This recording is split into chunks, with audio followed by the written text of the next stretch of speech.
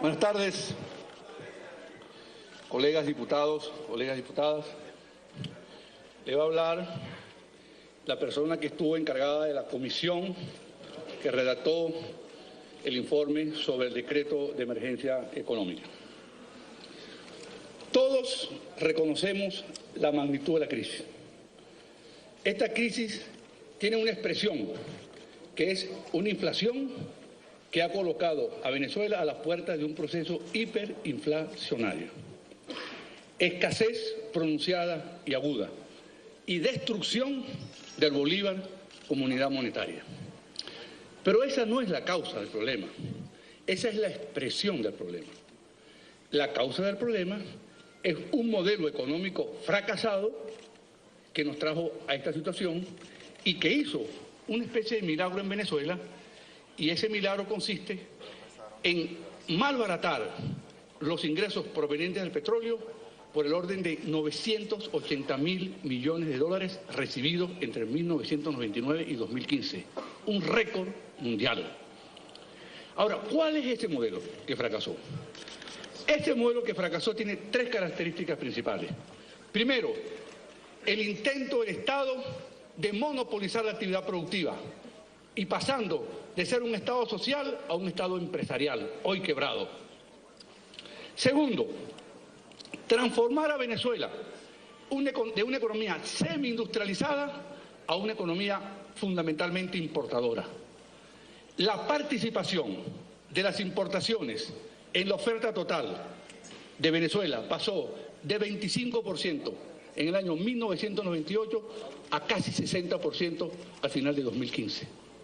Y la tercera característica de este modelo es haber practicado una especie de irresponsabilidad fiscal y monetaria, pensando que creando dinero de la nada, usted iba a hacer crecer la economía, cuando eso está demostrado históricamente que lo que genera es hiperinflación y altos precios y pobreza. La inflación es un tema muy serio. Y si no creemos esto, veamos la experiencia de la República de Weimar en Alemania en 1933, donde se destruyó el Reichsmark, que era la moneda alemana, y esa destrucción de la moneda alemana, causando hiperinflación, provocó que un demagogo basado en el antisemitismo llamado Adolf Hitler provocara la Segunda Guerra Mundial y llevara a la conflagración mundial entre 1939 y 1945. Y si no, es muy lejos Alemania que veamos Argentina. Caído el gobierno de Perón, asume María Estela, su esposa, que sucedió a Cámpora, y creó un caos monetario en Argentina, lo que llamó el Preti y la autopista del sur. Y se sumió a Argentina en un proceso hiperinflacionario que dio lugar a un golpe de Estado dirigido por el general Videla. Videla no pudo controlar la inflación y le siguió Galtieri, vino las Malvinas, y a Galtieri antes le siguió Viola y Macei, los tiranos y los gorilas argentinos que sumieron al país más rico de América Latina, hoy en un país secundario debido a la inflación. La inflación es un tema muy serio. ¿Por qué nosotros negamos el decreto?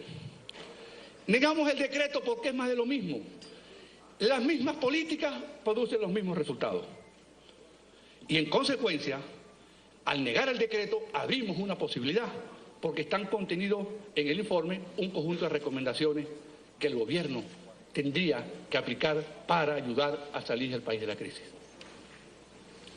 Pero es que también, con la legislación vigente, no hacía falta el decreto, porque hay un conjunto de leyes, reglamentos, normas, estatutos, ya aprobados por las sucesivas habilitantes que se le han aprobado al gobierno, donde está normado prácticamente todos los aspectos que están contenidos en el decreto, menos el número 4, donde establece claramente la posibilidad de un corralito en bolívares a la moneda nacional, claramente establecido.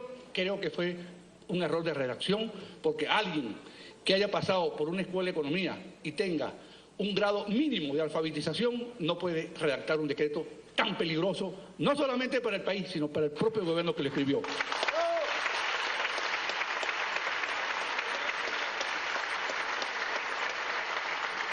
Nosotros estamos planteando un modelo distinto ante el fracaso evidente y reconocido del modelo vigente.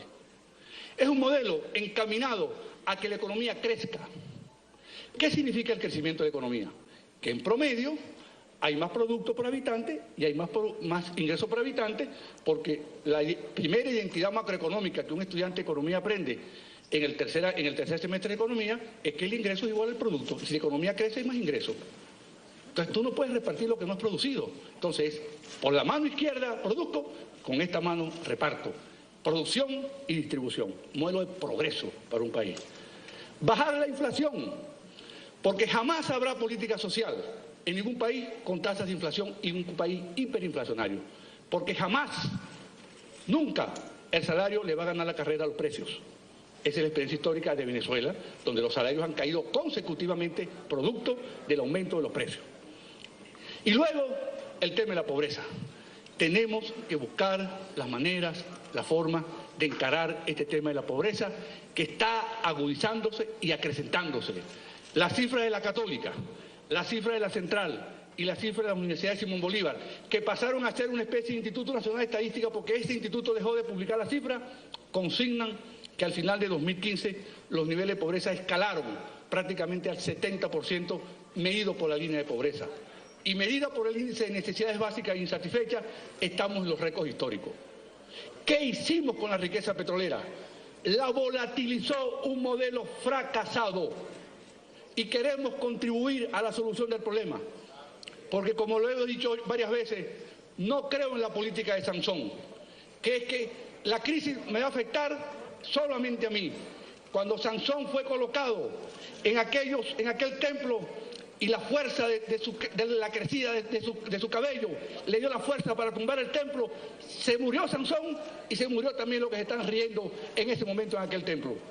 Eso quiere decir, traducido al castellano, que tenemos que hacer un esfuerzo en conjunto para empezar a labrar un modelo de país distinto, un modelo de país de progreso, que los incluya a todos, a los que están a la derecha y a los que están a la izquierda. Insisto en esto, los que están hoy ubicados a mi derecha y los que están hoy conceptualmente ubicados a mi izquierda en esta materia.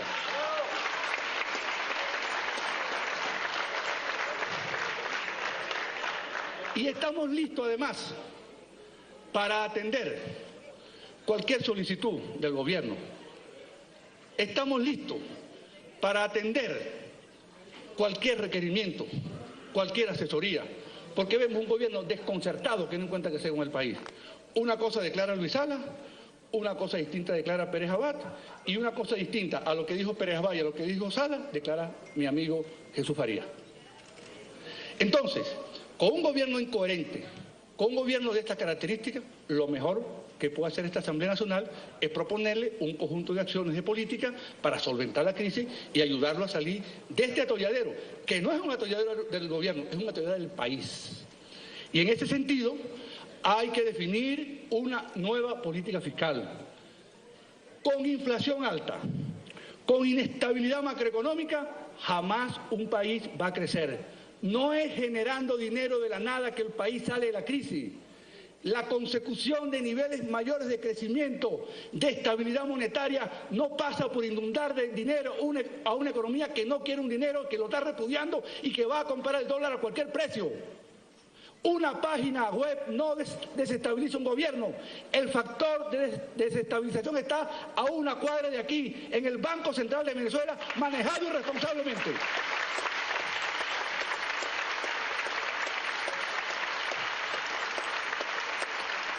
Y ese país de progreso tenemos que articularlo todos nosotros.